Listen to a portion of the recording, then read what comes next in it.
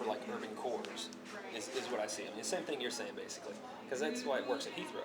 You know, you're talking about it's an airport. It's like a campus. You know, you have X places you're going to go, and it works really well, and it's proven there. I mean, they have it working, but I don't know. There's the possibility that it would work in other places, but the thing is, you end up with the same problem you do with autoways. You got a gazillion little devices that all of a sudden you have to coordinate. And the same reason that CSX, BNSF, UP, and Norfolk Southern don't have their stuff 100% automated and they still have people at desks looking at the switching is because the computers can't figure out how to navigate the damn things. Because they get it all, they get backed up. The SkyTrain up in Vancouver is automated. Right, but it's, I mean, what do you got? You got a very minimal system. But you still have stops, you still have stations. Right. You know, you don't have to compared switch. to like, you know, say UP's system.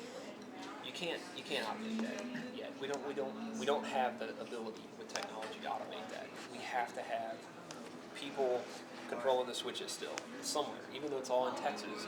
They're still, you know, you have people going, oh, okay, wait a second, this got all clustered up. I'm gonna have to start moving these guys over here, put this thing in the switch, back this train up over here, shove this one down the main line. With railroads, it's possible. I mean, there are automatic interlocking that can do it automatically for a limited period. You look at Union Station, it's an automatic interlocking. You enter the plan, it's going to determine what track you want to go in. It routes you there. The problem with freight trains, Union Pacific, Burlington or Santa Fe, whatever, is that the trains aren't all equal. You've got fast trains, you've got slow trains, you've got Amtrak, you've got locals, you've got switchers, you've got through freights, you've got coal trains that are not going to do 30 miles an hour, you've got intermodals that are doing 70. You've got Amtrak that's doing 79 but stops on the main line for 10 minutes every 50 miles. You've got the coal train that ain't going to stop in a mile or two, so you've got to keep it a safe distance back. Yeah. That takes up 2 blocks because it's 130 cars long with 2 sets of DPUs.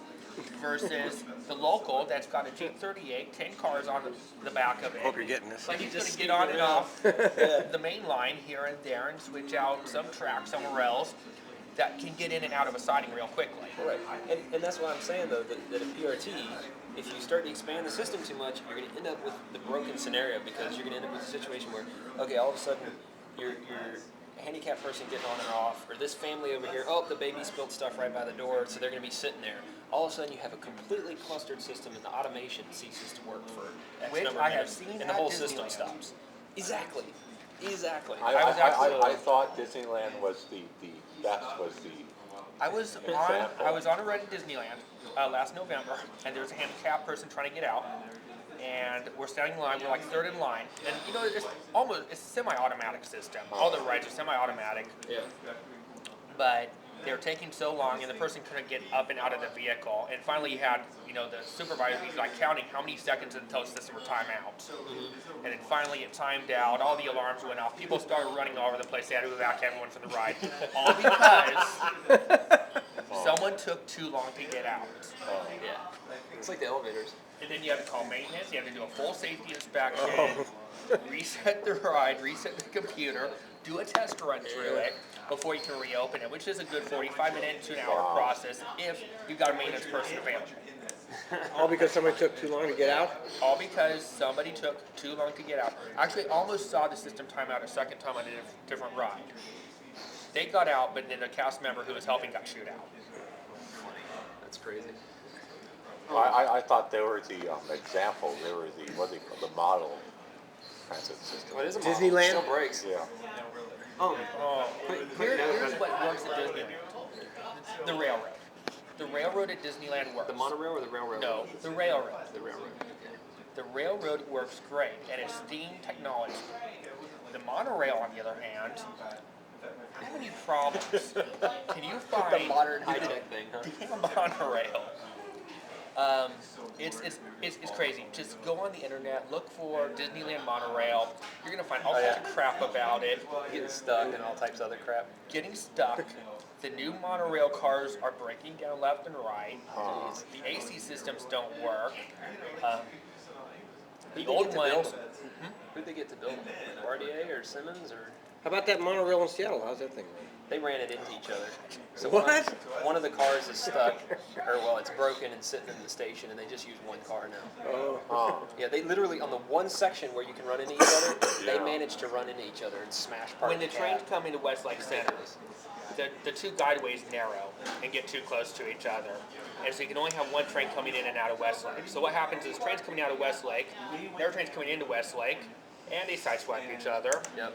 And Seattle Fire Department had to rescue everyone out. Why couldn't they drive it? Oh wait, too scary.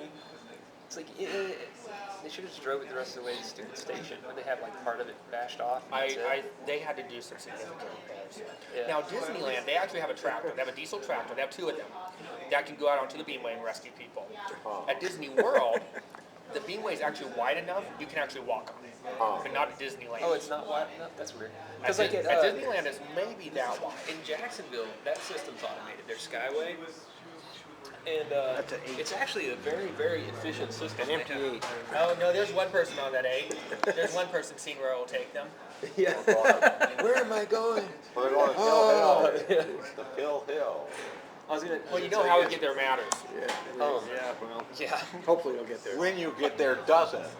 If you guys want to, the Turtle is like a block down here. Yeah. This place closes at 9, so I don't know how much we want to bother. I if got- you guys want to go over there, we can go over there. Yeah, I got a bunch of stuff I'm up here. for it if you I wanna am. look at. He's got kids and wife. And how you doing, Simon? I've got a kid that's probably in bed watching some TV show on Disney Channel. About monorails getting stuck. Isn't that it's so great those Carter and Eric Monorail. and their Monorail. Yeah. the kids that don't chip off the old block definitely. I keep thinking of the Monorail. monorail song from The Simpsons. Let's see, Karen's probably watching some type of TV. Well, we can go over there then. If you... Yeah, see, I got a lot of stuff if you want to look at. Yeah, we want to look at it. Yeah, we want to look at that. And I got the documents from the board meeting.